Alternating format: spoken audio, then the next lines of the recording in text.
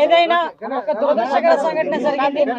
ఎందుకంటే కొన్ని లక్షలాది మంది ప్రజలు ఈ రోజు వైకుంఠ ఏకాదశిన దేవదేవుడు వెంకటేశ్వర స్వామిని అందరూ కూడా దర్శించుకుందామని, అతని ఆశీర్వాదం తీసుకుందామని దూర దూర ప్రాంతాల నుంచి మిగతా రాష్ట్రాల నుంచి కూడా ఈ రోజు భక్తులు చాలా మంది ఇక్కడికి రావడం జరిగింది. అదే విషయం ఏంటంటే ఇది చాలా దురదృష్టకర సంఘటన. ఎందుకంటే టీటీడీ ఈసారి లక్షలాది మంది ప్రజలు వస్తారని సంగతి తెలిసి చాలా ఏర్పాట్లు కూడా చేస్తున్నారు. ఈ టీటీడీ చేసిన ఏర్పాట్లని, ప్రభుత్వం చేసిన ఏర్పాట్లని కూడా నిన్న ఉదయమే చాలా మంది భక్తులు కూడా కొనియాడిన సందర్భాన్ని కూడా ఈ సందర్భంగా గుర్తు చేయాలి. నిజంగా ఒక దురదృష్టం. ఒక ప్రాణాన్ని కాపాడబోయిన సందర్భంలో జరిగిన సంఘటన, అక్కడ తొక్కిసలాట జరిగింది. దురదృష్టవశాత్తు సుమారుగా 5గురు ఒక చోట, 6గురు ఒక చోట కూడా చనిపోవడం, ఒకరు ఒక చోట, 5గురు ఒక చోట, ఒకరు ఒక చోట చనిపోవడం జరిగింది. ఓవరాల్గా 6గురు చనిపోవడం జరిగింది. ఆ 6గురులోని కూడా ఎక్కువ మంది మన విశాఖపట్నం ప్రజలు వాసులు కూడా ఉండటం నిజంగా చాలా బాధాకరం.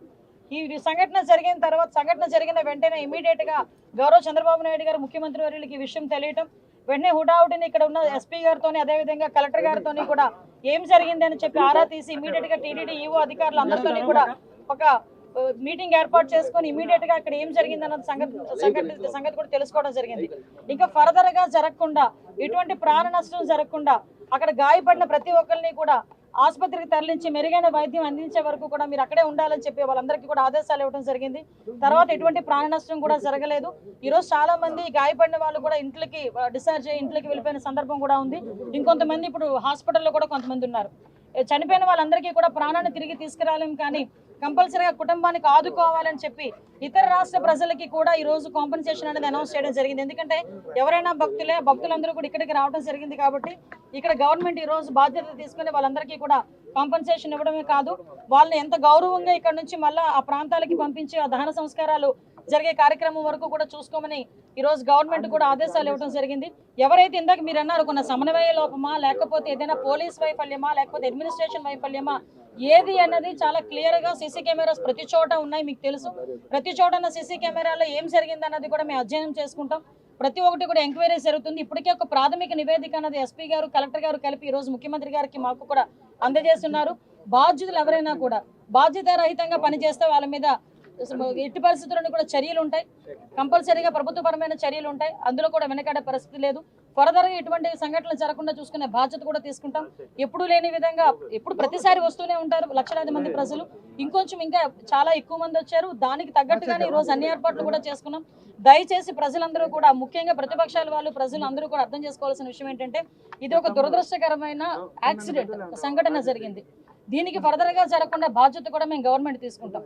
ఇప్పటి వరకు జరిగిన దానికి కూడా చింతిస్తున్నాం.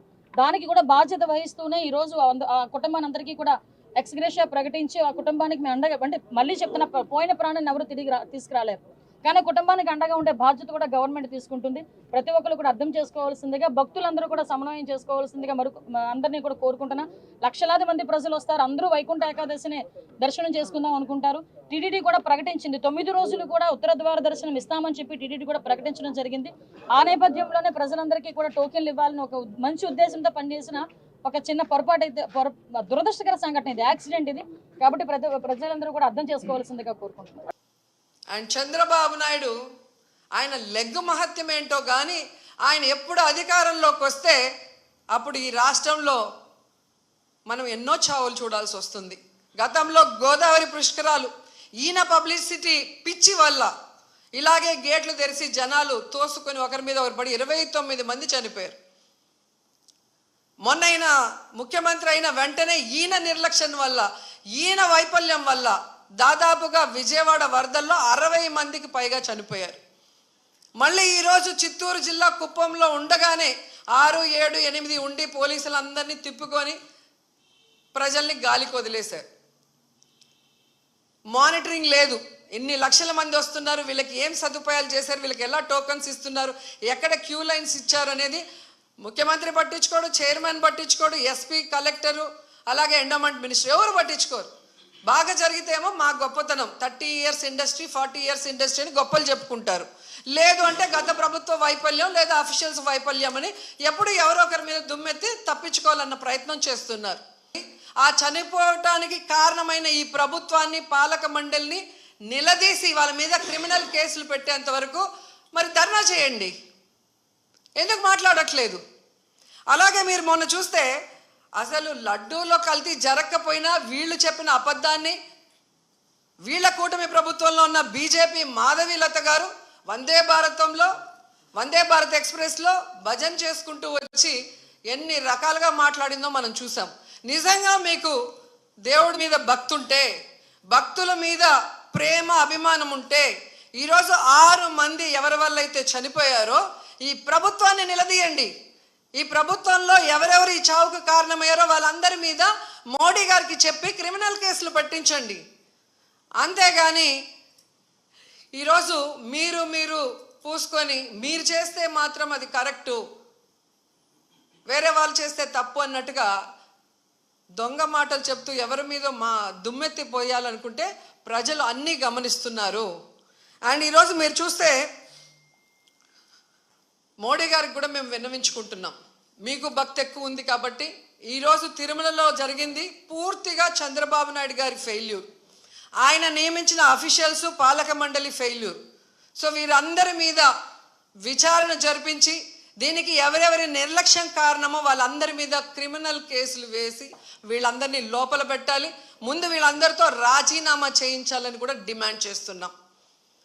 ఇక హోంమంత్రి గారు ఉన్నారు, ఎప్పుడు ప్రెస్ మీట్ పెట్టి ఎవరి మీద దుమ్మెత్తి పోద్దామా, ఎవరిని మాట్లాడదామా అనుకుంటున్నారే తప్ప వీళ్ళు వచ్చిన తర్వాత ఈ రాష్ట్రంలో లా అండ్ ఆర్డర్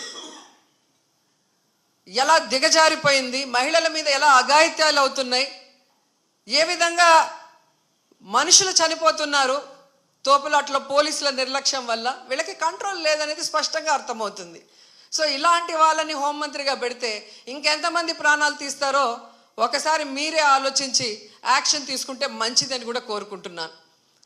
అండ్ మనకొక సనాతన యోధుడు తిరుపతిలో ఆయన డిక్లేర్ చేసుకున్నాడు, నేను సనాతన యోధుణ్ణి, హిందువుల పక్కన నిలబడుతున్నా, హిందువులకు ఏదైనా జరిగితే నేను ఊరుకోను అన్నావు. అదే తిరుపతిలో ఈరోజు 6 మందిని మీ కూటమి ప్రభుత్వం చంపేసింది. దీనికి మీరు ఏం ప్రాయశ్చిత్తం చేస్తారు? చంద్రబాబు నాయుడుతో రాజీనామా చేయిస్తారా? మీరు బాధ్యత తీసుకొని రాజీనామా చేస్తారా? లేదా టీటీడీ చైర్మన్తో రాజీనామా చేయిస్తారా? హోంమంత్రితో రాజీనామా చేయిస్తారా? లేదా అందరూ కలిసి కట్టగట్టుకొని రాజీనామా చేస్తారా? మీ అందరి ఫెయిల్యూరే కదా ఇది. సనాతన యోధుడు తిరుపతిలో ఆయన డిక్లేర్ చేసుకున్నాడు, నేను సనాతన యోధుణ్ణి, హిందువుల పక్కన నిలబడుతున్నా, హిందువులకు ఏదైనా జరిగితే నేను ఊరుకోను అన్నావు. అదే తిరుపతిలో ఈరోజు 6 మందిని మీ కూటమి ప్రభుత్వం చంపేసింది. దీనికి మీరు ఏం ప్రాయశ్చిత్తం చేస్తారు? చంద్రబాబు నాయుడుతో రాజీనామా చేయిస్తారా? మీరు బాధ్యత తీసుకొని రాజీనామా చేస్తారా? లేదా టీటీడీ చైర్మన్తో రాజీనామా చేయిస్తారా? హోంమంత్రితో రాజీనామా చేయిస్తారా? లేదా అందరూ కలిసి కట్టగట్టుకొని రాజీనామా చేస్తారా? మీ అందరి ఫెయిల్యూరే కదా ఇది. నిజమైన సనాతన యోధుడివైతే ఇప్పుడు వచ్చి మీ ప్రభుత్వంలో ఎవరెవరి నిర్లక్ష్యం వల్ల ఇది జరిగిందో వారందరి మీద క్రిమినల్ కేసులు పెట్టించుకోండి. అంతేగాని ప్రమాదవశాత్తు జరిగిందని 194 BNSS పెట్టేసి చేతులు దులిపేసుకోవాలంటే మాత్రం వదిలే ప్రసక్తే లేదు అని కూడా ఈ సందర్భంగా తెలియజేసుకుంటున్నా.